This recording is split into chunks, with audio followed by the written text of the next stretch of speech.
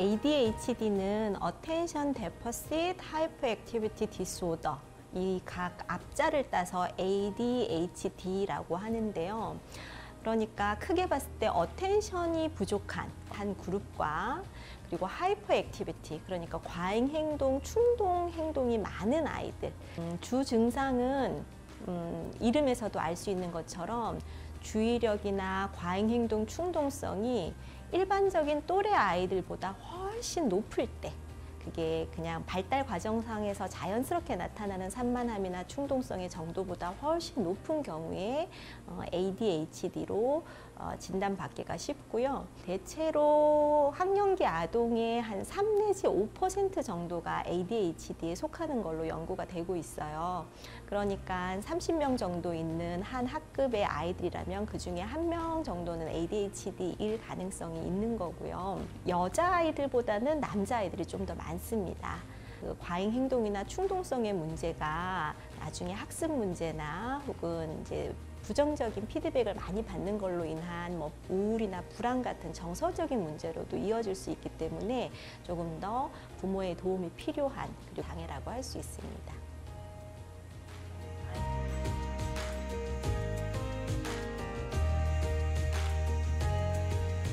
ADHD 진단 과정은 굉장히 여러 자료를 취합해서 면밀히 이루어져야 되기 때문에 부모님 눈에 산만해 보인다 해서 얘가 ADHD일 거야 이렇게 짐작하기는 좀 어려울 거예요.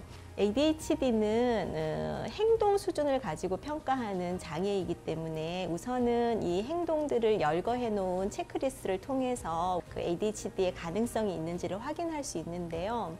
요 문항들만 읽어봤을 때는 대부분의 아이들이 그렇다에 속할 수 있어요.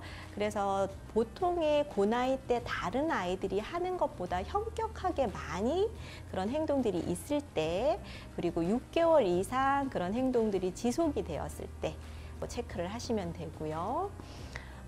그리고 증상 문항뿐만 아니라 수행 문항도 같이 있죠. 그 수행 문항들은 주로 관계나 학습과 관련된 것들이 문과를 하게 되는데 그 연령의 다른 아이들에 비해서 심각하게 문제가 되는지를 먼저 확인하시는 게 좋습니다. 총 18개의 문항이 있고요. 그 중에 1번부터 9번까지는 주의력 결핍 우세형과 관련되는 그런 문항들이고 10번에서 18번까지는 과잉행동 충동 우세형의 아이들이 보이는 행동들이 열거되어 있습니다.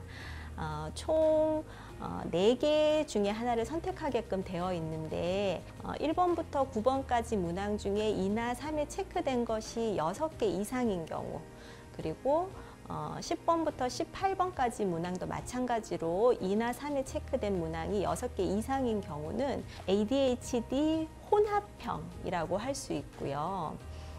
1번부터 9번까지만 6개 이상에 해당이 되면 주의력 결핍 우세형, 그리고 10번에서 18번까지 문항에서만 6개 이상이 해당되면 과잉행동 충동 우세형으로 구분이 됩니다.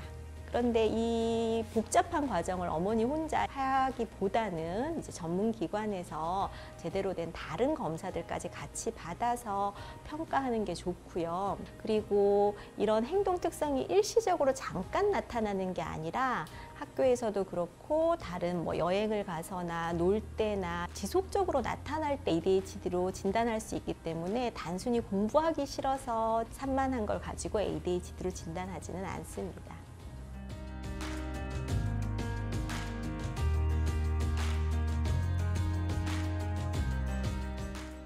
우선은 소아 청소년 정신과나 아동발달센터 같은 기관을 방문하셔서 종합적인 검사를 받아보는 것이 필요합니다. 아이가 인지 능력이 낮아서 혹은 우울이나 불안 같은 정서적인 이유 때문에 산만한 경우도 많이 있기 때문에, 또 전문가 입장에서 그 부모 인터뷰 그리고 지금까지의 발달사 이런 것들을 쭉 평가를 해서 ADHD인지 아닌지에 대해서 판단을 하게 되고요. ADHD로 판별이 되게 되면 약물 치료를 포함해서 행동 수정이나 인지 행동 치료, 그리고 또 부모 교육 같은 걸 아이를 위한 좀 특별한 교육 방법, 그리고 특별한 양육 방법 이런 것들을 좀 배워서 적용하는 것이 좋습니다. 그리고 ADHD로 진단을 받게 되면 부모님들이 굉장히 당황하시고 속상해 하시는 경우도 많이 있는데요. ADHD는 단점만 있는 게 아니라 장점과 가능성도 많이 가지고 있는 그런 특성이라고 할 수 있어요. 아이들이 학교에서 차분히 앉아 있어야 되는 상황에서는 그게 문제가 되고 장애라는 명칭까지 붙었지만 학교 밖에서 적극적으로 열정적으로 무언가를 할 때는 매우 도움이 되는 그런 특성이기 때문에 너무 부정적으로만 보지 마시고 아이의 특성이 강점으로 발휘될 수 있는 그런 환경들을 좀 만들어 주셔서 예를 들어서 집 밖에서 많이 움직이거나 운동을 하거나 뭔가 창의적으로 해내는 것들을 격려받는 그런 상황들을 좀 많이 접할 수 있게 해주시는 것이 좋겠습니다.